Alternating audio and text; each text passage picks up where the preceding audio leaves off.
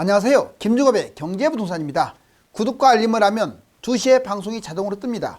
무조건 현금 쌓아라. 무주택자 이때 떼돈을 봅니다. 집값 하락이 주춤하는가 싶더니 다시 사상 최대폭으로 떨어지고 있습니다. 문제는 강남과 재건축, 명품 아파트의 하락폭이 크다는 것인데 이런 것들이 떨어지게 되면 최소 1년 이상 집값이 추락할 수 있다는 것입니다. 하락을 적중시켰던 전문가들이 집값을 3년 이상 장기 폭락으로 예상하고 있어서 집값이 많이 떨어졌다고 무작정 매입하기보다는 미래 투자 가치가 있는지 잘 따져보아야 합니다. 유료 상담은 010-3999-8808 제가 직접 매수 타이밍과 입지를 추천해 드립니다. 지금 바로 전화 주십시오. 무조건 현금 쌓아라. 무주택자 이때 떼돈 번다. 자, 여러분들 돈과 관련돼서 자꾸 이 생각을 해야 이게 들어오는 거예요. 자, 돈에 관련된 긍정적인 생각을 계속 해줘야 본인이 목표의식을 갖고 나도 모르게 잠재의식 속에서 돈이 불어나는 겁니다. 여기 돈의 동굴이네요. 정말로 넘쳐나죠. 자, 모래알보다 많은 이 돈들 바로 주인공이 여러분들이 될 수도 있어요. 자, 여기 보시면 집값 하락 다시 확대, 매수 시기를 늦춰야 한다. 당연한 거 아니겠습니까? 지금 뭐 당장 집값 많이 떨어졌다고 매수하기보다는 좀 기다려보는 것도 필요합니다. 서울 집값 하락폭 다시 확대됐다고 했잖아요. 급매 아니면 쳐다도 안 봐요. 자, 이거 한번 정리를 해볼게요, 제가. 자, 집값이 다시 확대됐는데 폭락이 확대. 한국 부동산은 전국이 0.38 이 정도면요. 0.0이 아니라 0.38이면 그냥 왕폭락이에요, 왕폭락. 그런데 확대됐어요, 0.49로. 이거 진짜 지금 10년 만에 최대치로 지금 가고 있는 거예요. 얼마 전에 1% 가까이도 떨어졌지만 서울 수도권, 지방 5주 연속 축소되는 척 하다가 다시 이렇게 확대됐어요. 규제 해제, 정부는 다 풀었어요. 대출 확대, 금리 인하, 금리도 이제 내려갈 것 같다. 이런 좋은 분위기 속에서 폭락을 했기 때문에 이게 약발이 끝났다라고 판단됩니다. 위험 요인, 강남과 한강변, 재건축과 뉴타운, 즉 뛰어야 할 곳들, 우두머리들이 폭락을 하고 있기 때문에 나머지 잔챙이들은 뭐 그 뛰어봤자 그냥 보나 마나예요. 꼭지가 떨어지면 우수수 무너집니다. 전세가 지속하라. 문제는 전세가 계속 떨어진다는 데 있어요. 특히 올 여름 연말에 강남 물량 폭탄이 있기 때문에 이거 집값 절대 갈 가능성이 없어요. 강남이 떨어져 버리면 서울은 못 갑니다. 그럼 지방에 가겠어요? 거래. 문제는 거래량이 뭐 늘고 있다고 하는데 아예 천에서 왔다 갔다 하는 게 뭐 늘어나요? 주택 부담 지수는 최고예요, 아직도. 매수 의의 지수 100이라면 이제 60, 70에서 놀고 있어요. 즉 매물은 많은데 사겠다는 사람이 없다는 겁니다. 아주 심각해요. 자, 일시적으로 반등한다고 해서 집값이 이제는 바닥치고 올라갔다 그러는데 택도 없는 소리 말했어요. 여기 보세요. 40% 넘게 하락한 곳들은 일시적 반등할 수가 있어요. 즉 떨어졌다가 멈췄다, 떨어졌다 멈췄다 하는 계단식 하락입니다. 가격이 회복되자 매수세가 또 사라져 버렸어요. 왜? 옛날 가격 기억하고 있는데 그 가격으로 사고 싶은데 다시 또 올라왔거든. 그러니까 다시 또 안 팔리니까 매물이 증가. 이런 악순환이 지속되는 거예요. 지역은 주로 잠실, 서울 외곽, 세종 여기가 많이 빠졌었잖아요. 지금은 어떻습니까? 다시 또 잠실중공구단지 19억대로 폭락을 해버리죠. 자, 여기 보시면 최근 1년간 집값, 전세가 하락 추이, 사실상 폭락 중. 이것이 좀 중요해요. 잘 볼게요. 자, 0이라고 써있죠. 이게 0입니다. 0. 위로 가면 뛰는 거고 밑으로 가면 떨어지는데 여기 보세요. 0에서 0.00에서 이렇게 오랫동안 놀았어요. 놀다가 결국은 미끄러지는 거 보세요. 이게 자, 파란 게 매매고 빨간 게 전세입니다. 여기 보세요. 낙폭 커지는 거 보세요. 와, 지금 작년 8월부터 시작을 해갖고 그냥 무너져 버리죠. 그러다가 파란 거 봤더니 하나 딴 좀 먼저 줄어드는 것 같죠. 여기 이렇게 줄어들고 있죠. 그러다가 또 확대. 이게 줄어드는 것도 잘 봐야 돼요.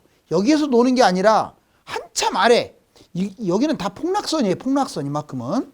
밑으로 내려왔잖아요. 내려갈수록 더 떨어지는 거니까. 전세는 계속 놀고 있어요. 여기서 그냥 뭐 반등하는 것도 아니고. 결국 이번 주에 다 확대되고 있고. 자, 파란 선을 보세요.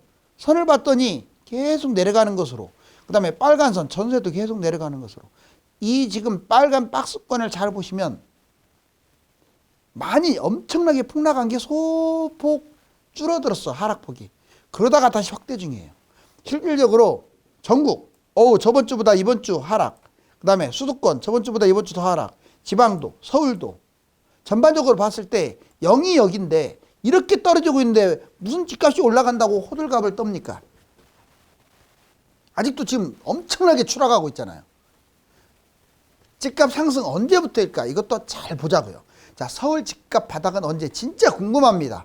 오늘 들어도 궁금하고 내일 들어도 궁금한 게 왜 집을 지금 지켜보고 있는 입장이니까. 그런데 굵직하게 일단 한번 알려드릴게요. 자, 누구는 2년 뒤, 누구는 6년 지나야 한다라고 말이 많은데 집값 상승 시기는 언제일까?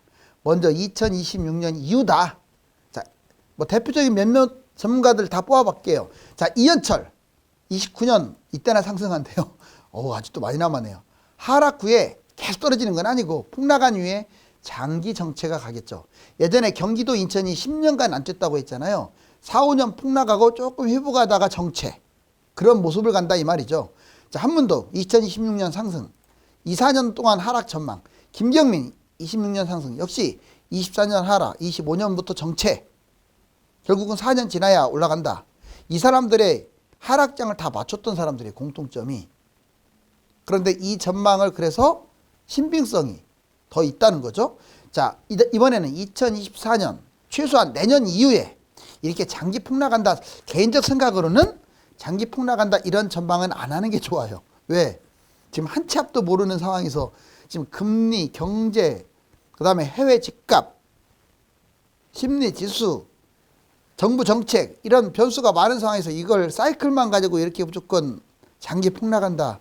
약간 위험성이 있죠.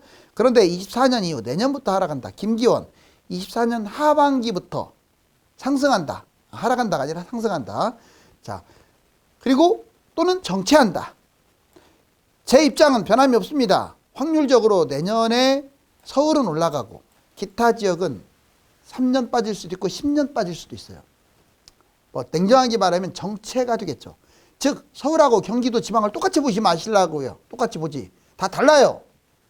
자, 전문가들 대부분 2024년 무려 56%, 내년 올라갈 거다 하는 사람들이 56%, 올해 뛸 것이다 22%, 25년 이후에 뛸 것이다 22%, 즉 내년 하반기나 이때부터 올라갈 것으로 예측을 하는데 이것도 가봐야겠죠. 그러니까 올해 너무 서둘리지 말라는 얘기예요.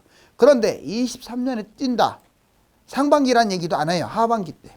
하명진 2023년 하반기 24년 중으로 올라갈 것이다. 임채우 자 23년 10월 상승 하반기 금리 안정 금리가 이제 안정됨으로써 올라간다 이런 말이에요.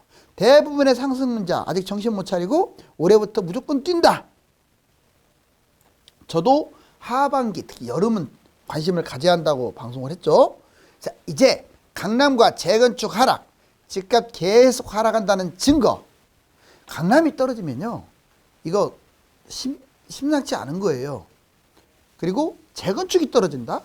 자, 이거 역시 강남 재건축 뭐 신도시 이런 것들이 떨어져 버리면요 계속 떨어지면 이거 반등하려면 시간이 많이 걸린다는 뜻이에요.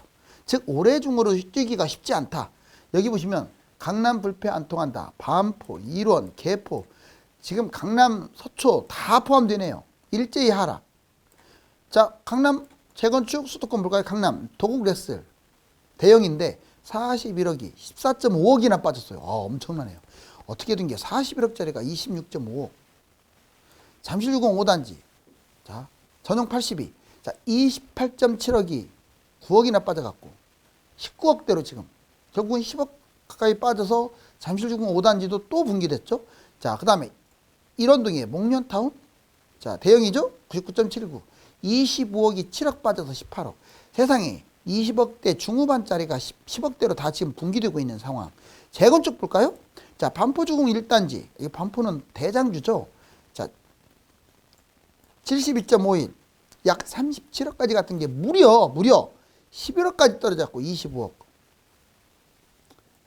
개인적 생각은 뭐 20억 해갖고 잠실 잡을 바에는 이게 100배 낫습니다. 알았어요? 조금 더 비싸더라도. 근데 더 떨어질 것 같은데? 목동 14단지. 그동안에 잘 버텼던 목동. 왜? 재건축이니까. 자, 55 얘가 14억이 5억이나 무려 떨어져 갖고 9억. 마침내 목동이 거의 몇 년 만에, 거의 5년 이상 만에 10억이 붕괴됐어요. 9억으로 떨어졌어요. 여의도 3부 125 대형이죠. 27억이 무려 7억이 빠져갖고 20억. 이제 여의도도 10억대가 수두룩할 것 같아요. 이 대형이 20억이 붕괴된 상황이면. 이번에는 수도권 분당 시범 한양 엄청난 큰 평수죠. 21억이 무려 6.3억 빠져가지고 14.7억. 아유, 엄청나게 폭락을 했죠. 특히 분당은 안 빠진 상황인데 이렇게 떨어졌다는 게 의미가 커요. 성북역 롯데캐슬 용인의 대장이죠. 자, 84 15억까지 갔다가 6.5억이나 떨어져서 마침내 8.5억. 용인에 6억 7억 이런 걸 왜 잡습니까? 잡으려면 이런 거 잡아야지. 가격도 붙었는데. 그 다음에 동탄역 시범 하나 84. 자, 14.5억이 8.4, 6.2억. 반토막 났네요. 자, 이제 폭락장에 1억을 6억을 벌 수 있다. 꼭 기억하세요. 이것도 잘 투자해야 6억을 벌지. 그냥 그저 그런 데 투자했다가는 벌기는커녕 뭐 10년 동안 마음고생만 할 수도 있어요. 폭락장 1억 투자 세 가지 방법이 있습니다. 상급지 갭 투자. 상급지는 자기가 살고 있는 도시에서 제일 좋은 곳, 또는 지역을 따지면 서울이 될 수도 있고. 자, 서울이라든가 상급지 갭 투자 전세가율 60% 정도. 지금은 서울이 한 52% 되는데 이제 조금 회복하겠죠. 나중에 바닥에서. 자, 7억짜리가 3.5억으로 떨어지는 것들이 많이 나올 거예요. 지금은 한 5억에 잘 안 팔리거든요. 4억대까지 내려온 것 같아요. 그러면 전세 2.5억에 내 돈 1억 합치면 3.5억 잡을 수 있네요. 1억 갖고 투자하는 거예요.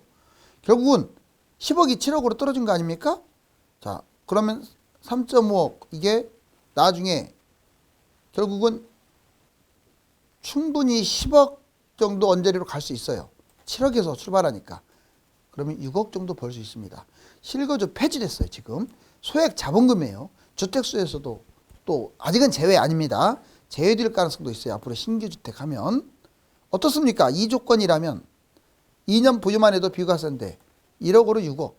왜 재개발을 왜 합니까? 재개발은 운 좋게 진짜 재개발 된다고 하더라도 이렇게 못 벌어요. 안 되면 망해버리고요. 그래서 재개발하는 거 아니에요. 얘도 1억만 투자해도 아파트로 이렇게 큰 돈을 벌 수 있는데 미쳤다고 재개발을 왜 해요? 돌아다니면서. 재개발 막 추천하는 사람들은요, 좀 의심해 보세요. 전문가? 무슨 전문가입니까? 전문가가 지금 왜 재개발을 추천해요? 자, 이제 분양 관련 서울 3기 신도시 택지지구 상급지 분양 미분양. 그렇죠. 아직은 미분양이 안 좋아요. 아직은 분양도 특급만 봐야 돼. 그런데 올 여름 정도 가면 이제 미분양도 좋다고 했어요. 분양권 미분양 중에서 잘 잡으세요. 분양가가 6억이다. 결국은 얘가 입주 때 12억 정도, 전세 5억 끼워가지고 그냥 비과세까지 끌고 가면 12억만 가더라도 6억 버는 거잖아요. 얘하고 똑같이 버네요. 왜? 12억으로 올라가면 내 돈은 1억만 있으면 잡아. 전세가가 5억이라고 잡고요. 자, 분양권 전매할 수도 있어요. 도중에. 또는 이때 조건도 좋잖아요. 지금 이제 앞으로 10% 계약금으로도 할 수 있고, 뭐 주택수로 제외될 수도 있고, 운이 좋으면. 자, 이제 여유 자녀 1주택자들 놀면 안 돼요. 서울이든 상급지든 갭투자 전세가율 60% 끼워가지고, 자, 서울 3기 신도시 택지지구 상급지 분양 미분양 이 중에서 골라가가지고 갭투자를 하거나 분양 관련된 것 이제 이런 걸 잡으라 이거죠. 그러면 역시 6억 정도 법니다.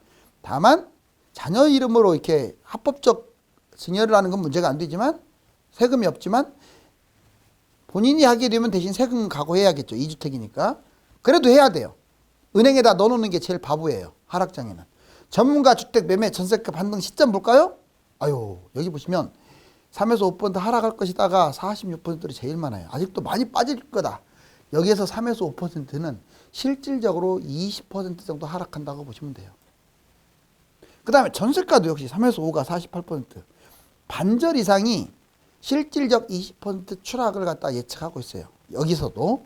자, 그 다음에 집값 예상 반등 시점. 봤더니 제일 많은 게 내년이에요. 24년 상반기 또는 하반기. 합쳐갖고 둘이 합쳐서 56%네요. 내년 중으로 뛸 것 같다. 근데 그것도 가봐야 아는 거예요. 그 다음에 올해 무슨 말이냐. 올해 하반기에 뛴다도 상당수네요. 22%. 뭔 말하느냐. 25년 이후다. 이것도 22%. 결론적으로는 올해 집값 뛸 확률이 높지는 않기 때문에 잘 관망만 하면 되고 23년 부동산 시장 예상 리스크. 제일 문제가 뭐냐? 이 금리가 어떻게 될 거냐. 그 다음에 거시경제, 한마디로 경제 침체가 어떻게 되느냐. 그 다음에 자금 시장, 미분양, 뭐 거래 절벽 이런 것들이 영향을 줄 것이다.